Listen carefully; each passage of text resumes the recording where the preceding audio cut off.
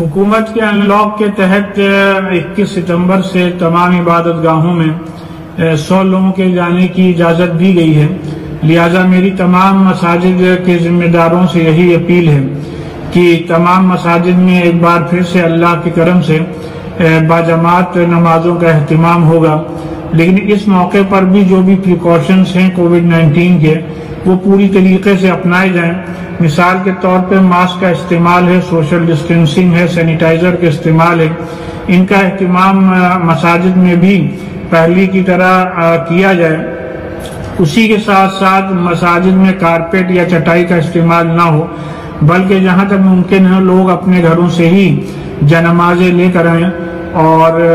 وضو بھی گھر سے کر کے ہی آئیں، اور بیت الخلاء کا بھی جہاں تک استعمال مساجد کے بیت الخلاء کا استعمال نہ کیا جائے، اور اسی کے ساتھ ساتھ فرض نمازوں کا اہتمام جماعت کے ساتھ مسجد میں ضرور ہو، لیکن نوافل اور سنتیں جہاں تک ممکن ہو گھر پہ جا کر ادا کی جائیں۔ اور تمام ائمہ مساجد سے خصوصی اپیل ہے کہ ہر نماز کے بعد اس مرض سے ہمارے پورے ملک اور پوری دنیا سے نجات کے لیے خصوصی دعائیں کی جائیں۔ سبسکرائب اشاعت الاسلام کیرانہ یوٹیوب چینل۔